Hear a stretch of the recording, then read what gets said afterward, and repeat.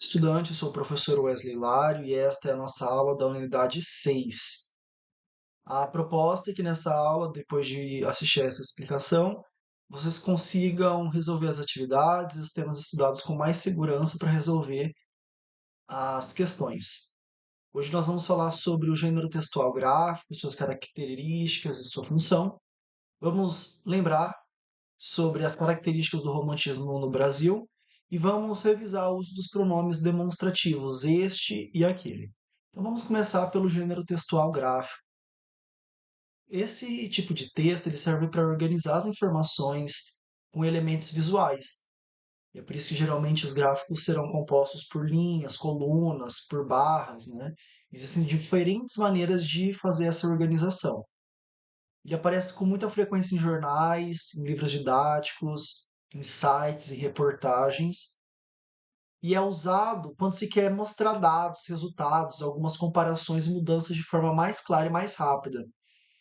Por ele ser visual, o leitor consegue bater o olho, olhar para aquela informação, ver a legenda, é claro, e identificar do que se trata e fazer uma leitura mais rápida da situação representada.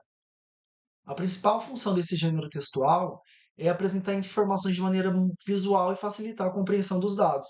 Então, ao invés de ler um texto longo com muitos números, o leitor pode observar o gráfico e entender mais rapidamente aquilo que está sendo mostrado. Entre as características do gênero textual gráfico, nós podemos destacar, por exemplo, a presença de números ou porcentagens, uso de títulos, legendas, divisões, e aí, é claro, além da intenção de resumir ou comparar informações. Ou seja, o gráfico ele não é feito para enfeitar, ele é feito para comunicar dados de uma maneira mais objetiva. Em relação ao romantismo, a gente pode dizer que ele foi uma escola literária muito importante no Brasil e, sobretudo, no século XIX. Esse movimento valorizava bastante aspectos como os sentimentos, a emoção, a subjetividade e a expressão do eu, quer dizer, do autor que escrevia, né, do eu lírico, aquele que está dando a sua voz no poema. Então, o autor romântico ele costumava escrever de modo muito mais emotivo, né, mais idealizado e mais voltado para os sentimentos humanos.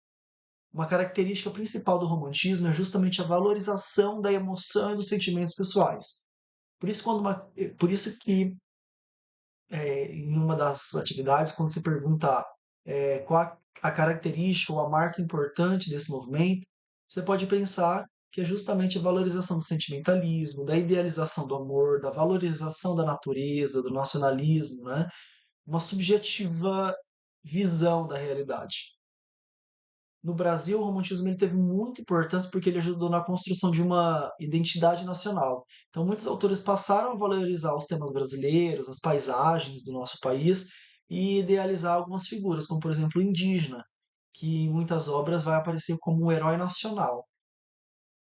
Então, de forma muito resumida, a gente pode dizer que o romantismo, enquanto escola literária no Brasil, teve várias marcas muito conhecidas, como, por exemplo, a valorização do sentimento, da subjetividade, a idealização amorosa, nacionalismo e uma linguagem muito mais emotiva.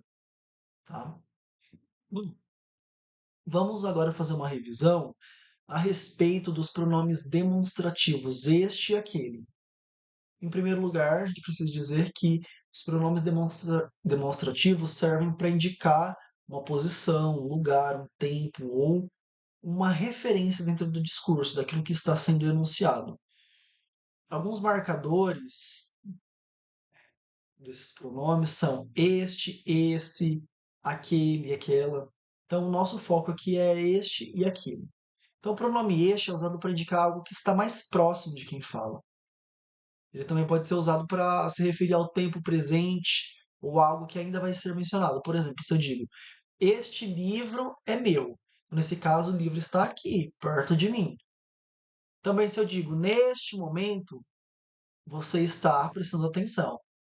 Este é o tempo presente. Neste é o tempo presente. Já o pronome aquele serve para indicar algo que está mais distante de mim, né? De quem fala ou de quem ouve. E aí vai depender muito da situação. Ou ainda para se referir a algo que está mais afastado no tempo. Por exemplo, se eu digo, aquele prédio lá no fim da rua é bastante antigo. Nesse caso, o prédio está distante. Agora, se eu digo, por exemplo, naquele tempo as pessoas escreviam mais cartas. Naquele é um tempo mais distante, é um tempo indeterminado, né, a depender da situação. Naquele tempo, um tempo do qual eu já me referi, mas que está distante de mim. Tá? Então, para não confundir, este serve para indicar algo que está perto de quem fala, ou um tempo presente, e aquele serve para indicar algo que está mais distante de quem fala ou de quem ouve. Isso depende da relação estabelecida ali na interlocução. E isso vale tanto para espaço quanto para tempo e até para organizar as ideias na fala, na escrita. Então, só para a gente encerrar, vamos retomar aqui os pontos principais. O gráfico serve para apresentar dados de forma visual, né, para facilitar a compreensão das informações.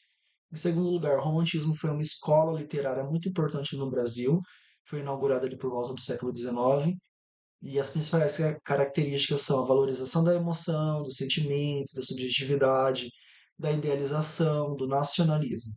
E os pronomes demonstrativos este e aquele indicam posição ou uma referência. Este aponta para algo que está próximo de mim, enquanto aquele serve para indicar algo que está longe, que está mais distante.